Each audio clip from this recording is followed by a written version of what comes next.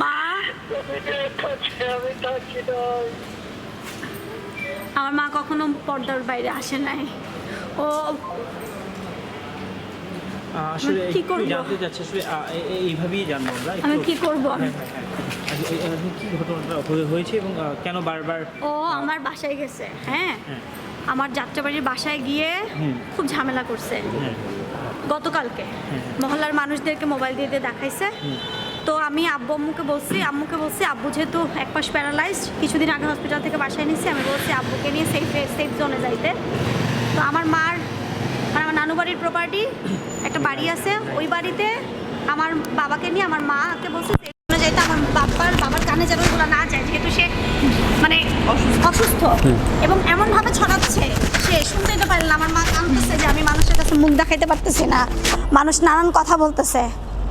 এখন ও আমাদের দেয়াল টপকায় বাসায় গেছে, বাসায় গিয়ে আমার মাকে হুমকি ধামকি দিয়ে আমার অসুস্থ বাবার সামনে ক্যামেরা ধরছে, আমার মার সামনে জোর করে ক্যামেরা ধরছে, বলছে মাই টিভি সাংবাদিক। এটা কেমন সাংবাদিক? আমি তো আইনের আশ্রয় গেছি না? আমি যদি ওর বউ হই, আইনগতভাবেও এটা প্রমাণ করতে পারবে না। ও তাহলে হেনস্থা কেন করতেছে?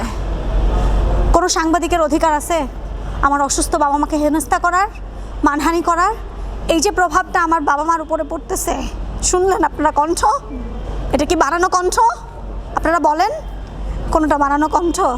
আমার মেয়েটা চিৎকার করে কাঁদতেছে, আমি আত্মহত্যা করতে গেলাম, এর ড্রাইভার কে নিবে? কে এই আকাশ নিবে? কোত্থেকে পাচ্ছে এই পাওয়ার? আমার বলেন কোথা থেকে এই শক্তি? আমি এখন সৌজবাগ থানায় একটা জিডি করছি, সকালে আরও মামলা হবে, আরও মামলা করব। আমি আমার বাচ্চা, আমার বাবা মা, আমার মার প্রেশার বেড়ে গেছে, শুনলেন তো আপনারা। যদি আমার বাবা মা আমার সন্তানের কিছু হয়, এই আকাশ নিবিড়কে আপনারা কেউ ছাড়বেন না। আর আমি নিজে মুখ দেখাতে পারতেছি না, আমার সাথে কি হইতেছে তা আমি জানি। আমি অলরেডি মানসিকভাবে অসুস্থ হয়ে গেছি। আমার বাবা মা তো সমাজ নিয়ে, আমরা তো একটা সমাজ নিয়ে বসবাস করি, তাদের উপরে কি হইতেছে? আমার ছোট মেয়েটাকে নিয়ে তারা কি করতেছে? এটা কেমন সাংবাদিকতা? কোথায় সাংবাদিক নেতারা? এখন কেউ কথা বলতেছে না, কেউ আসতেছে না সামনে। ও এত সাহস কোত্থেকে পাচ্ছে, কার থেকে পাচ্ছে? কোথায় এই সাহস ওর? এই সাইকোটাকে কেউ ধরতে পারতেছে না। আমি থানাতে মামলা দায়ের করতে চাইছি, থানায় মামলা নেয় নাই, আমি এর জন্য সাধারণ ডায়েরি করছি। কালকে সকালে আমি কোর্টে গিয়ে আবার মামলা দায়ের করব। কি ঘটনা? আপনার বাসায় গিয়েছিল এবং আপনার বাবা মাকে একটু যদি জানান কি হয়েছিল? বলছে দেখে নিবে। আমার বলছে আপনার মেয়ের 5 বিয়ে, আমি আপনার 5ম জামাই। আমার আব্বু তো অসুস্থ, একটা পাশ প্যারালাইজড, মানে অনেক বাজে বাজে কথাবার্তা। এবং গেছে কিভাবে? দেয়াল টপকায়া, মানুষজন সাক্ষী আছে, মানুষজন বলছে যে খবরদার, বর্ষার বাবা কিন্তু অসুস্থ, বর্ষার বাবা কিন্তু প্যারালাইজড, উনি কিন্তু ব্রেন স্ট্রোকের পেশেন্ট, ওনার কান পর্যন্ত যায়েন না, শুনে নাই। ওরা মাই টিভি সাংবাদিক পরিচয় দিয়ে 2-3 জনকে ঢুকছে, সেটার প্রমাণও আছে। তাই না? এখন থানায় কি করলেন আপনি? থানায় হচ্ছে আমার বাচ্চা কাচ্চার সিকিউরিটি, আমার ছেলে মেয়ের। ও এমন হতে পারে আমার বাসায় ও ধুম করে ঢুকে যেতে পারে, আমার বাচ্চা কাচ্চার সিকিউরিটি আছে।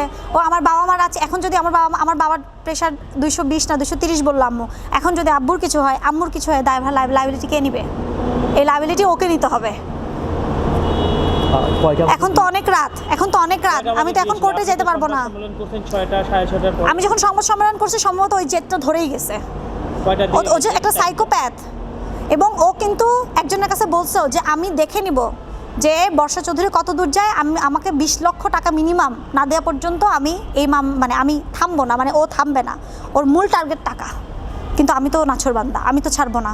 কিন্তু সমাজে এই যে আমার মা চিৎকার করে কাঁদতেছে, যেই মা আমার কখনো ফেস দেখায় নাই, সেই মাকে, মায়ের ছবি পারমিশন ছাড়া, আপনারা পারবেন, আপনারা সাংবাদিক, আপনারা পারবেন পারমিশন ছাড়া কারো ছবি তুলতে?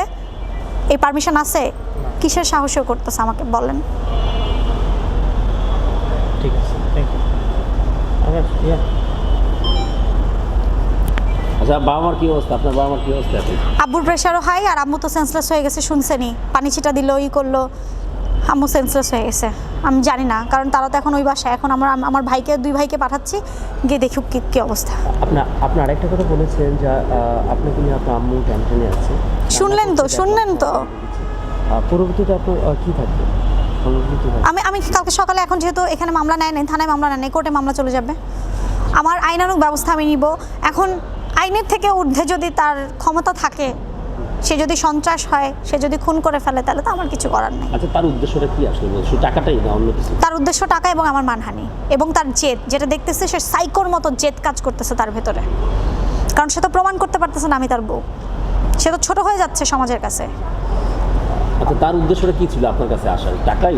যখন দেখলাম শুরু থেকে আপনার সাথে একেবারে ওতপ্রোতভাবে আপনার পাশে ছিল সে, আমরা দেখেছি সবসময়। আমাকে তো বন্ধু হিসেবে পাশে ছিল। সেটাই বলছি, হ্যাঁ। হঠাৎ করে যে ও মুখোশটা এভাবে করবে এবং ওর যে প্রি প্ল্যান, এটা তো আমি জানতাম না। এখন তো সবাই বলছে এটা প্রি প্ল্যান। আপনি বলছেন বিয়ে করেন না, সে বলছে বিয়ে করছে। হ্যাঁ, এখন বিয়ে করলে তো প্রমাণ দিতে হবে। আপনারা তো আমার আইনজীবীর কাছ থেকে শুনলেন, এটা তো আদালতে চলে গেছে। এটা আদালত থেকে এখন রায় হবে, তদন্ত এটা রায় হবে। কিন্তু এইভাবে করে হেনস্থা করার অধিকার তো কারো নাই। এভাবে করে হেনস্থা করার অধিকার তো কারো নাই, বিশেষ করে আমার অসুস্থ বাবা মাকে। আরেকটা কথা বলেছে যে ওনার কাছে প্রমাণ আছে, ওনার কাছে বিয়ের সব কিছু এগুলো তো আমার আইনজীবী কথা বলছে ভাই, এটা তো আদালত দেখবে। লাস্ট কোশ্চেন, থানা থেকে কি শুনতে মানে থানা থেকে বলছে যে এখানে কিছু হইলে ইনস্ট্যান্ট ফোন দিতে আয়ু আছে, এই এলাকায় কিছু করতে পারবে না, আমার ছেলে মেয়েকে কিছু করতে পারবে না, ও আসলেই অ্যারেস্ট হবে।